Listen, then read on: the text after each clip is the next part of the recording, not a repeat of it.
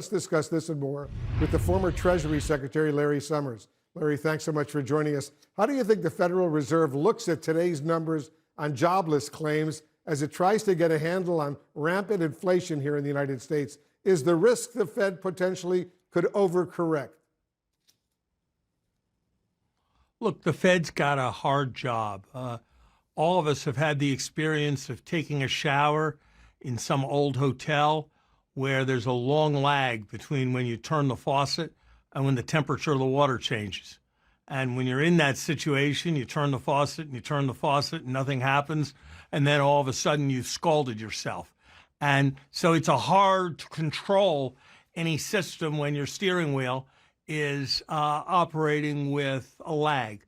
So certainly anything's possible with the Fed. I think the best chance that the Fed has of maximizing employment through time is being firm and resolute and realistic about inflation. I think it's taken them quite a long time to get there, but I think that's where they are right now. And Chairman Powell is making clear his commitment to do what's necessary to contain inflation. Most of that has already happened. Mortgage rates were 3%, now they're 7%. I don't think they may go a bit higher. They're certainly not going to go up anything even remotely approaching another 4 percentage points. So we've seen most of the adjustment. And now what we're going to have to do is wait and watch and see how the economy plays out. And the Fed's going to have to fine tune around the path that it has set. If the economy's stronger, then the car's going faster and you have to hit the brake a little harder. If the economy is softening and slowing, then you're going to go back the other. Then you can go back the other way, and that's a judgment the Fed's going to have to make as the data come in. But I think it's pretty clear now in an economy where the latest core inflation measures were close to 7 and the interest rate is still 3, that the path the Fed is on, the path of raising interest rates, we're certainly going to need some more of that. But despite all of these steps that have already been taken by the Federal Reserve and the administration for that matter, as you know, a Fitch ratings report forecasts a recession here in the United States starting next spring.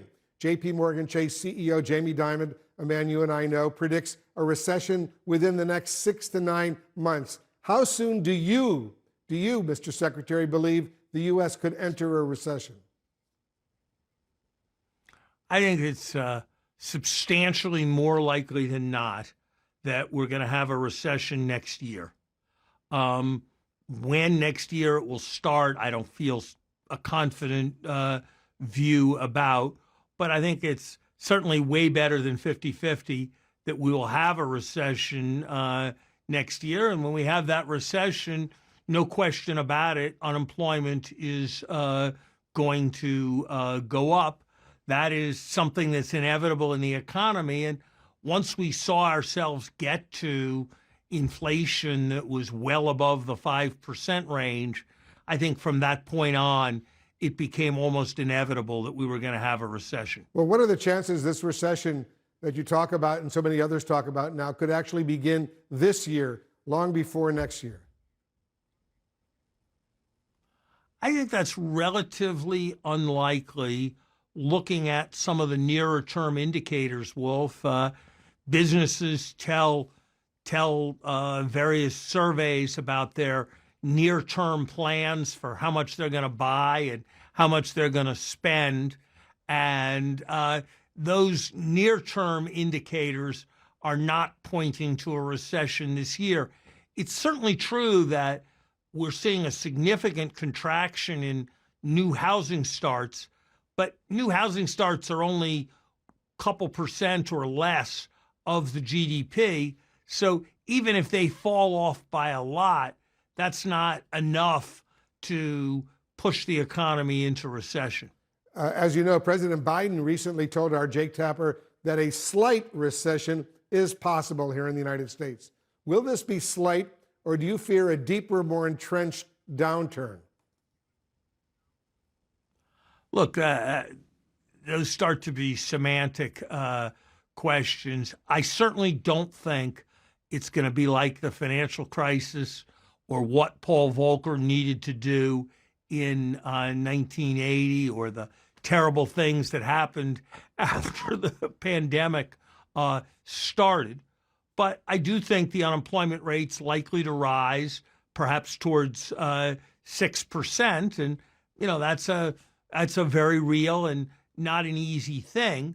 But I think what people need to understand is that it is better to do that sooner rather than to allow inflation to accelerate and allow everybody to expect inflation, at which point you'll have a much greater set of difficulties. So, Mr. Secretary, what, if anything, can the Biden administration do and the Federal Reserve do right now to avoid this recession you fear that could hit us next year? I think the Fed has to do what it has to do what's necessary to contain inflation. I think the Biden administration could think about a range of measures to reduce costs, making it easier for energy companies to start drilling or fracking for oil and natural gas, reducing tariffs where that would mean lower prices and less inflationary pressure, doing away with regulations like the Jones Act, the rules about shipping that raise prices needlessly for example, moving oil from Houston to Newark. We could get rid of all kinds of rules that require people who are going to manicure fingernails or cut hair to have licenses, and that makes those kinds of tasks in short supply and makes them more expensive than they otherwise would be.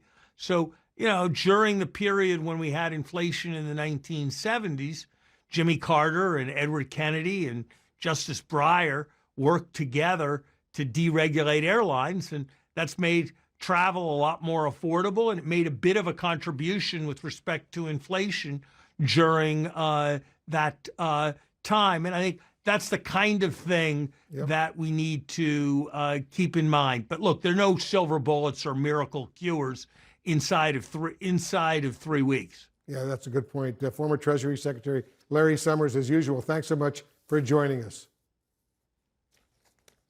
Good to be with you, Wolf.